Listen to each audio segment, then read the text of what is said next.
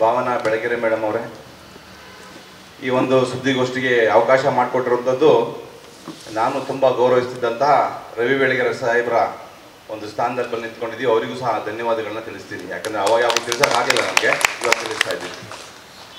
ಅದರ ಜೊತೆಗೆ ನಮ್ಮ ಜೊತೆ ಮಾರ್ಗದರ್ಶಕರಾಗಿ ಶ್ರೀಯುತ ವಿಶ್ವನಾಥ್ ಸರ್ ಇದ್ದಾರೆ. ಅವರಿಗೂ ಸಹ ಈ ಕಾರ್ಯಕ್ರಮಕ್ಕೆ ಆಹ್ವಾನಿಸಬೇಕಾಗಿ ಧನ್ಯವಾದಗಳು.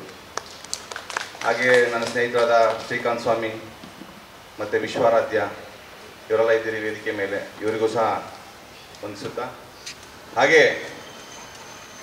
ಈ ಒಂದು ಸುದ್ದಿಗೋಷ್ಠಿ ಕಾರ್ಯಕ್ರಮಕ್ಕೆ ತಾವೆಲ್ಲರೂ ತುಂಬ ಆತಂಕದಿಂದ ಬಂದಿದ್ದೀರಿ ಅಂತ ಕಾಣಿಸುತ್ತೆ. ದಯವಿಟ್ಟು ಯಾವುದೇ ಒಂದು ಆತಂಕಗಳಿಗೆ ತಾವು ಹೋಗಬಾರ್ದು. ಯಾಕಂತೇಳಿದ್ರೆ ನಾವು ಇಷ್ಟು ವರ್ಷ ಕೆಲಸ ಮಾಡಿದ್ದೀವಿ. 25 ವರ್ಷಗಳಿಂದ ಸತತವಾಗಿ ಆರೋಗ್ಯ ಇಲಾಖೆ ಎಲ್ಲ ವಿಪತ್ತುಗಳನ್ನು ಸರಿ ಮಾಡಬೇಕು ಅಂತ ಹೇಳಿ ನಾವು ಬಂದಿರೋದು. ನಾವು ಯಾವುದೋ ಪಾಕೆಟ್ ಮನಿಗೋಸ್ಕರ ಇಲ್ಲಿ ಬಂದು ಕೆಲಸ ಮಾಡ್ತಾ ಇಲ್ಲ. ಸರ್ಕಾರ ನಮಗೊಂದು ಜವಾಬ್ದಾರಿ ಕೊಟ್ಟಿದೆ. ಸುಮ್ಮನೆ ಜವಾಬ್ದಾರಿ ಕೊಡಲಿಲ್ಲ. ನಮಗೊಂದು ಅರ್ಹತೆ ಇದೆ. ನಮಗೆ ಸ್ಕಿಲ್ ಡೆವಲಪ್ ಮಾಡೋದಕ್ಕೆ ನೀವೇ ನಮಗೆ ತರಬೇತಿಗಳನ್ನ ಕೊಟ್ಟಿದ್ದೀರಿ, ನೀವೇ ನಮಗೆ ಇನ್ಸೆಂಟಿವ್ಸ್ನ ಕೊಟ್ಟಿದ್ದೀರಿ. ನೀವು ಸರ್ಕಾರದಲ್ಲಿ ನಮಗೆ ಕೊಡಬೇಕಾಗಿದ್ದನ್ನು ಪೂರ್ತಿ ಕೊಟ್ಟಿದ್ದೀರೋ ಬಿಟ್ಟಿದ್ದೀರೋ, ಆದರೆ ಸರ್ಕಾರದಿಂದಲೇ ನಮಗೆ ಎಲ್ಲ ಹಣವನ್ನು ಸಂದಾಯ ಮಾಡಿದ್ದೀರಿ. ನಾವು ಸಹ ಸರ್ಕಾರಿ ನೌಕರರು, ಸರ್ಕಾರಕ್ಕೆ ನಾವು ಕೆಲಸ ಮಾಡ್ತಾ ಇರೋದು. ಹಾಗಾಗಿ ಕೇಂದ್ರ NHM ನೀತಿಯಲ್ಲಿ ಇಲ್ದಿರುವಂಥ ರೀರಿಕ್ರೂಟ್ಮೆಂಟ್ ಎಂಬುವಂಥ ಈ ಅಂಶವನ್ನು ನಮ್ಮ ರಾಜ್ಯದಲ್ಲಿ ದಯವಿಟ್ಟು ನೌಕರರ ಮೇಲೆ ಹೇರಬೇಡಿ ಅನ್ನೋದು ನನ್ನ ಮನವಿ. ಅದೇ ರೀತಿಯಾಗಿ ಇದು ಯಾವ ರೀತಿಯ ಸಂದರ್ಭ ಅಂತ ಹೇಳಿದರೆ, ರಾಜ್ಯ ಸರ್ಕಾರ ತನ್ನ ಎಲ್ಲ ಗ್ಯಾರಂಟಿಗಳನ್ನು ಮುಗಿಸಿದೆ. ನಮ್ಮದು ಸಾಮಾಜಿಕ ಹಿತದೃಷ್ಟಿಯಿಂದ ಆರೋಗ್ಯ ಸೇವೆ ಮೊದಲನೇದು. ಆರೋಗ್ಯ ಸೇವೆಯಲ್ಲಿ ಸೇವೆ ಸಲ್ಲಿಸ್ತಾ ಇರುವಂಥ NHM ಒಳಗುತ್ತಿಗೆ ನೌಕರರನ್ನು ಕಾಯಂ ಮಾಡ್ತೀವಿ ಅಂತೇಳಿ ಸರ್ಕಾರ ಭರವಸೆ ಕೊಟ್ಟಿದೆ. ಆ ಭರವಸೆ ಎಲ್ಲ ಈಗ ಗ್ಯಾರಂಟಿಗಳ ಇಂಪ್ಲಿಮೆಂಟೇಷನ್ ಆಗೋಗ್ಬಿಟ್ಟಿದೆ. ನೆಕ್ಸ್ಟ್ ಬರುವಂಥದ್ದೇ ನಮ್ಮದು. ಹಾಗಾಗಿ ದಯವಿಟ್ಟು ಇಂಥ ಸಂದರ್ಭದಲ್ಲಿ ನೌಕರರಿಗೆ ತಾವು ಏನು ಹಲವಾರು ನೌಕರರು ನಮ್ಮನ್ನು ಟ್ರಾನ್ಸ್ಫರ್ ಮಾಡಿ ಅಂತ ಕೇಳಿದ್ದಾರೆ. ಅದಕ್ಕೋಸ್ಕರ ಈ ಒಂದು ರೀರಿಕ್ರೂಟ್ಮೆಂಟ್ ಪಾಲಿಸಿಗಳನ್ನು ನಿಮ್ಮ ಮೇಲೆ ಹಾಕ್ತೀವಿ ಅಂತ ಹೇಳಿದಿರಿ. ಆ ಥರ ಮಾಡಬೇಡಿ. ಅದ್ರ ಬದಲು ನಮಗೆ ಕಾಯಂ ಮಾಡಿ ವರ್ಗಾವಣೆ ಕೊಡಿ. ಏನಂತೀರಿ ಅಲ್ವಾ? ಕಾಯಂ ಮಾಡಿ ನಮಗೆ ವರ್ಗಾವಣೆ ಕೊಡಿ. ನಾವು ಹೋಗ್ತೀವಿ, ಖುಷಿಯಿಂದ ಹೋಗ್ತೀವಿ. ಆ ಥರ ನಮಗೆ ನಮ್ಮ ಕುಟುಂಬ ಬಂದಿರುವಂಥ ಅಲ್ಪ ಸ್ವಲ್ಪ ಸಂಬಳದಲ್ಲೇ ನಾವೇನೋ ಬದುಕು ಕಟ್ಕೊಂಡಿದ್ದೀವಿ. ಅಂಥ ಒಂದು ಸಣ್ಣ ಜೀವನ ನಡೆಸ್ತಾ ಇರುವಂಥ ನೌಕರರ ಮೇಲೆ ಬ್ರಹ್ಮಾಸ್ತ್ರವನ್ನು ಪ್ರಯೋಗ ಮಾಡಬೇಕು. ಹಾಗೂ ನಮ್ಮ ರಾಜ್ಯ ಸರ್ಕಾರ ಏನು ಪ್ರಣಾಳಿಕೆಯಲ್ಲಿ ಹಾಕಿದೆ, ಅದೇ ರೀತಿಯಾಗಿ ಎಲ್ಲ ನೌಕರರನ್ನು ಕಾಯಂ ಮಾಡಿ ತಮ್ಮದು ಸಹ ಈ ಒಂದು ನೌಕರಿಯನ್ನು ಕಾಯಂ ಮಾಡೋದರಲ್ಲಿ ನಿಮ್ಮ ಪಾಲು ಸಹ ಇರ್ತದೆ.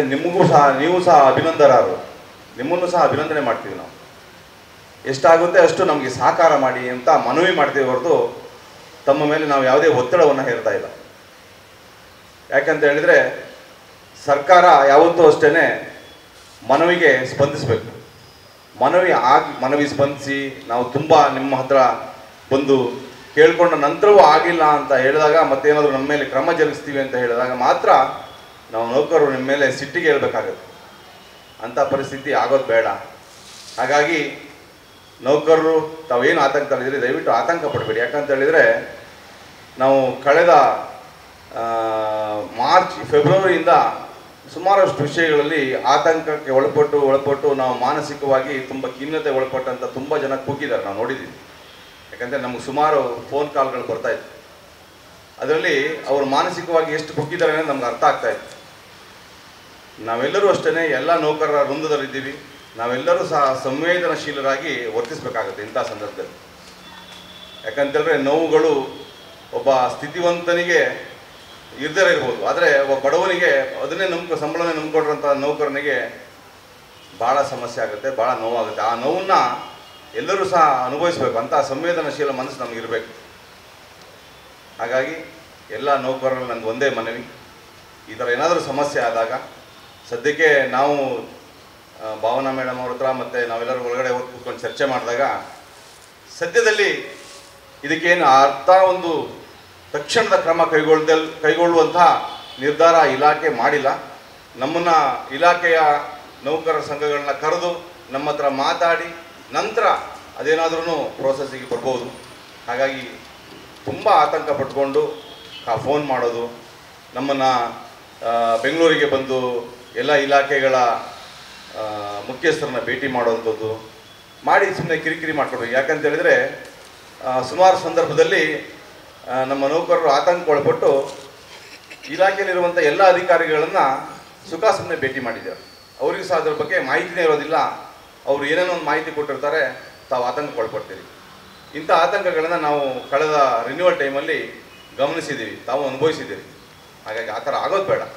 ದಯವಿಟ್ಟು ನೌಕರರ ಸಂಘಗಳಿದ್ದಾವೆ, ಆ ಸಂಘಗಳನ್ನು ಸಂಪರ್ಕಿಸಿ ಅವರಿಂದ ಖಚಿತವಾದ ಮಾಹಿತಿಯನ್ನು ಪಡ್ಕೊಂಡು ನಂತರ ನೀವು ಅದಕ್ಕೆ ಏನು ಪ್ರತಿಕ್ರಿಯೆ ಕೊಡಬೇಕು ಪ್ರತಿಕ್ರಿಯೆ ಕೊಡಿ. ದಯವಿಟ್ಟು ಯಾರೋ ಹೇಳಿದ್ರು ಗಾಳಿ ಸುದ್ದಿಗೆ ತಾವು ತಲೆ ಕೆಡಿಸ್ಕೋಬೇಡಿ. ಯಾವತ್ತಾದರೂ ಅಷ್ಟೇ ಜವಾಬ್ದಾರಿ ಇರುವಂಥ ಮನುಷ್ಯರನ್ನು ನೀವು ನಂಬಬೇಕು. ದಾರಿಲಿ ಹೋಗೋನು ಯಾರೋ ಒಬ್ಬ ಏನೋ ಒಂದು ಹೇಳ್ತಾನೆ, ದಯವಿಟ್ಟು ಅದನ್ನು ನಂಬಕ್ಕೆ ಹೋಗಬೇಡಿ. ತಮ್ಮ ಹತ್ರ ಎಲ್ಲರೂ ಸ್ನೇಹಿತರುಗಳೇ, ಎಲ್ಲರೂ ಬಂಧುಗಳೇ, ನಾವೆಲ್ಲ ನಮ್ಮೆಲ್ಲ ಎಲ್ಲರ ಹತ್ರನೂ ಇಲ್ಲ ನೌಕರರ ಸಂಘಗಳ ಅಧ್ಯಕ್ಷರದ್ದು, ಪ್ರಧಾನ ಕಾರ್ಯದರ್ಶಿಗಳದ್ದು ಮತ್ತು ಜವಾಬ್ದಾರಿ ಇರುವಂಥ ಪದಾಧಿಕಾರಿಗಳ ನಂಬರ್ ನಿಮ್ಮ ಹತ್ರ ಇದೆ.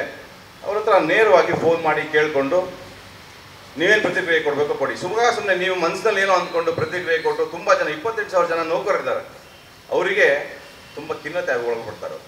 ಆ ಥರ ಆಗೋದು ಬೇಡ. ದಯವಿಟ್ಟು ನಮ್ಮ ಈ ಒಂದು ಸುದ್ದಿಗೋಷ್ಠಿಗೆ ಅವಕಾಶ ಮಾಡಿಕೊಟ್ಟಂತಹ ಮತ್ತು ಇಲ್ಲೆಲ್ಲ ಬಂದು ಸೇರಿರುವಂಥ ನೌಕರರ ಬಂಧುಗಳಿಗೆ ವಂದಿಸುತ್ತಾ ಈ ನನ್ನ ಒಂದೆರಡು ಮಾತುಗಳ ಮುಖಾಂತರ ಸರ್ಕಾರಕ್ಕೆ ಮತ್ತು ಇಲಾಖೆಗೆ ನನ್ನ ಮನವಿಯನ್ನು ಸಲ್ಲಿಸ್ತಾ ಇದ್ದೀನಿ.